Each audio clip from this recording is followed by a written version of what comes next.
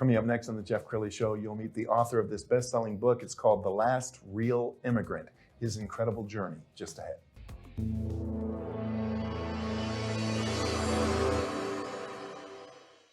Many are predicting that the worst is yet to come, which is unfortunate, said one person here. Until now, they've enjoyed the reputation of being the nation's icebox. Watched a burglar in his home this morning by webcam. As a journalist of over 25 years, stories are what make my world turn. Reporting live from the Dallas newsroom tonight, Jeff Crilley, Fox 4 News. But in 2008, I took the jump from my familiar life and started a PR firm from my home. We're talking about anyone with a camcorder like the one I'm using becomes a television network. We started slowly growing the company, and we now have over 100 clients, and we've branched into the world of live digital broadcasting. I now own 8 different TV studios and have a huge team, and the stories that I now get to share are sometimes the most important of my life. Life has a funny way of coming around full circle. This is the Jeff Crilley Show. So it's unfortunate that even the word immigration has become polarizing. When you hear it on the news, depending on which channel you're watching, there's a slant to the word immigrant. And it's unfortunate because we're a country of immigrants. We all came over from another country other than the Native Americans. To talk about that today, The Last Real Immigrant, the author of this best-selling book, Joseph Galliani. Thanks for coming on the show. Nice to meet you. Yeah. My pleasure. Absolutely. Being here. Well, I'm thrilled to have you on the show. Talk about the book. How did it come to you? Well, the book came to me a while back because I was thinking of our escapades through 3 continents and how my father, as the leader of our family, he was essentially the flag bearer. And we started a long time ago. We lived, and I was born in Tripoli, Libya, one of the old colonies from the old days of colonialism from 1918 to 1938. And we essentially lived there and inherited a large lot of land that my grandfather was taking care of it, production of olive oil, wine, and fruits. And he had about 100 or so Arabs that did the land, and we brought in, the Italian brought in the irrigation system, which was not there in the 30s, in the 20s. So that's where I grew up. I don't recall anything about it other than what I hear from my parents and from my mother, but it's a great story and a beginning because it essentially brings us, the attitude and how hard it is to essentially make something happen in a country, even though it's just a colony. And from then on, things started heating up with that particular country. And as we know, down the line, a gentleman by the name of Gaddafi took over the country by a coup d'etat. And but we left way before that. My father and my elders, they saw something like that happening. So we decided to go back to our mother country, which was Italy.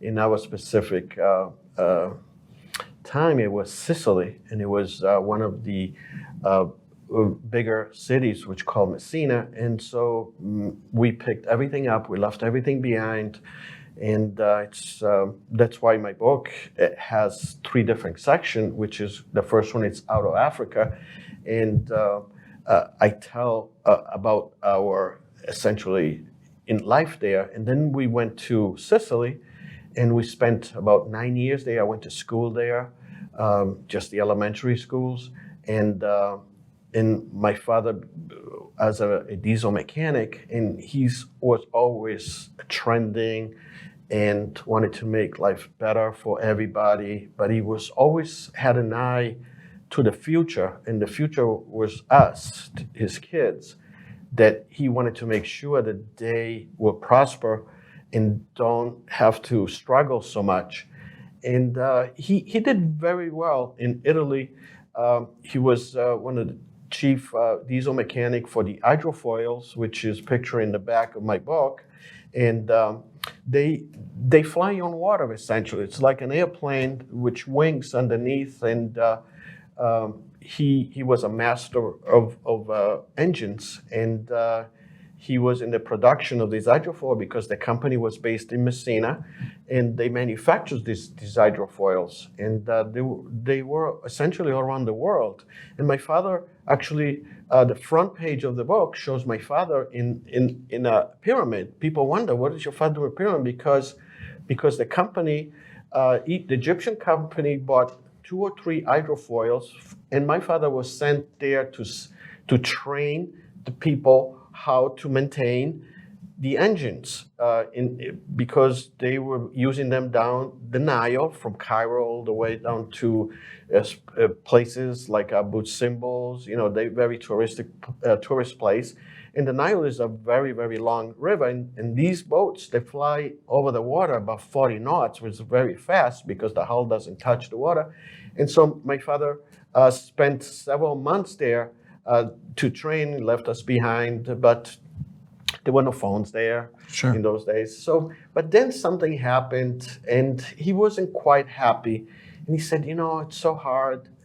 He said, and we had some family, first cousin in America, which essentially they went directly to America from Libya, and we went to Sicily. So all of a sudden, my father got in contact, and he decided to pull the trigger again by looking at the future of his kids. They would be able to have a better life in America. So the immigrants, we started again the second immigration. And where did you move when you came to America? So we moved to Boston, a suburb of Boston, because those relatives, first cousin, were there. But I want to really bring up, what it took for us to come to the United States.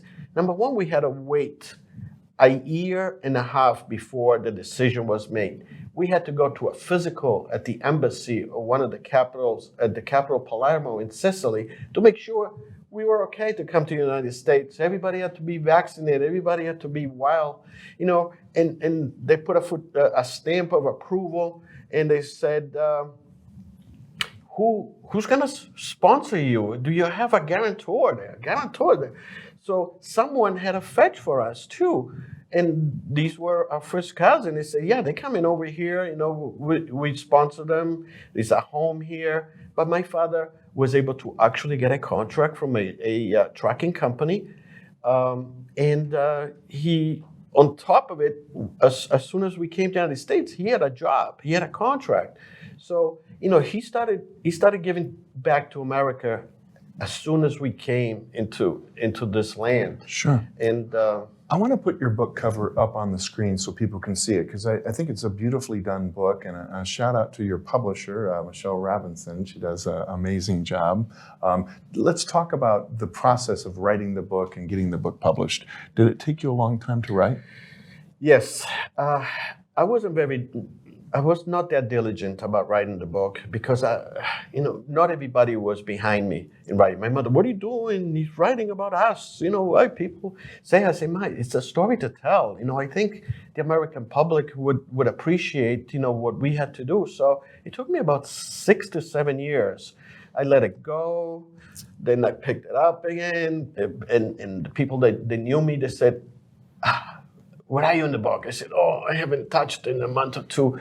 So, and I lived in Boca Raton in those days when I was writing the book, and there is a lot of hustle and bustle going to Boca Raton. So, so it's a bustling city in near south of West Palm Beach. So, I eventually had to move away from Boca Raton in a place where near the water, and where I could essentially finish the book. And I had a great editor, her name is Kristen Queen, and she did a wonderful way of editing the pages and keeping my style. My style is a little bit different in the book. It's conversational. Sure. And so it reads very easily. What was it like when the book comes out and you're holding it in your hands for the first time?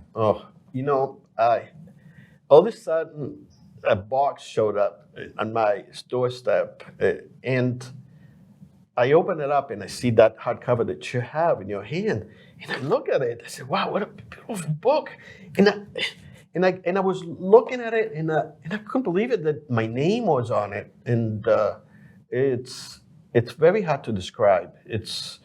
And it only happens on your first book, I think. You know, and I was kind of, oh my God, people are gonna see my name. You know, what are they gonna think? You know, I hope it's good. And it's a hairy feelings, really, Wow. really is. And your family has come around. They've read the book. They love the book. Yes, everybody has read the book, and they gave me the 2 cents worth of it. You know, I there is nothing personal about anybody there. Yeah. It's about a life story, what we're able to accomplish, and it's about really about the American dream. I think Yes. that my father accomplished himself, and then he delegated it to us, and we kind of achieved that Sure. that American dream. I mean, we're not, you know, multi-millionaires, but Yes. you know, we do quite well. And now, you know, I'm pretty much in the same retired, and Sure. I had an IT business, and America made it happen. Well, let's talk about legal immigration, because I think everybody favors legal immigration, and the way you came to America and had to have a sponsor family. And I mean, is there any way for us to go back to those days? You know, those days, we need to go back if America is gonna be back on their feet like they used to be, the superpower of the world, the technological power. I mean, in the technical market, we need people that immigrate to the United States. They bring some kind of merit. They bring, you know, smartness, hard labor. You know, you don't have to be a physics scientist or anything like that, but you should be able to essentially achieve and be able to adjust, number one, which is very hard. Yes. But you also need to contribute your skills, whatever your skills may be. You can be Right. a plumber, a painter, but you know, you have to do it with love. You don't want to do it because you just, you know, the job. Yeah, I think that's what really makes, you know, something happen. Well, and in your life. and you've lived it and breathed it. I mean, it truly is the land of opportunity. And I think some people who were born and raised here don't appreciate it the way somebody like you might. No, they don't. They take it for granted, you know. And I always tell them, you know, I mean, it wasn't a walk in the park. You know, the language is a big stumble to start with, and then you have the culture, which is different. But I think the average immigrant should also keep their culture. They should not forget their culture. They should still, you know, have their own language, not drop it. English is the mother language in the United States, but you came from a different country. You should keep whatever it is, Spanish, you know, Brazilian, Portuguese, Italian, French. You should keep that legacy in your family, because that's who you are. And everybody is an immigrant here, too. Like you said at the very beginning. Absolutely. Well, we've only got a couple of minutes left, so talk to the viewer about why they might want to consider going to Amazon or one of the places where you can buy books and purchasing your book. Well, I believe that Amazon, obviously, everyone knows about it. I feel that the message of the book, and it's that I try to send to the reader, it's an enjoyment part. And a lot of the reviews that you currently see on Amazon, they're very, very positive.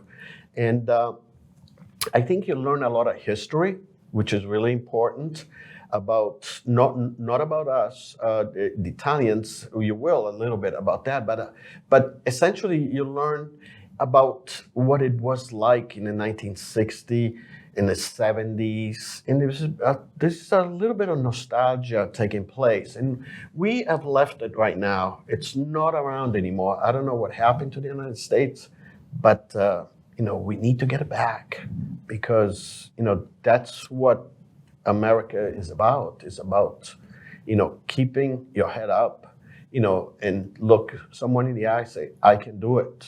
And that's pretty much what you want to do. And if you can do it on your own, even better, because this is the land where you can be an entrepreneur and you can really make things happen. Nobody is pointing a gun at you. You come from a country that's under dictatorship. You don't have those opportunities. You really want to come here and take advantage of that, but do it with respect. Do it with gusto, because you have to put your both feet in it. And you need to make it happen for yourself and your kids, because they'll have a better future than anywhere else in the world. Wow, that's a beautiful way to end the segment. We're also going to leave with the website. Thank you so much for coming on the show. You're an inspiration. My pleasure. You bet. That's it for now. We'll see you next time.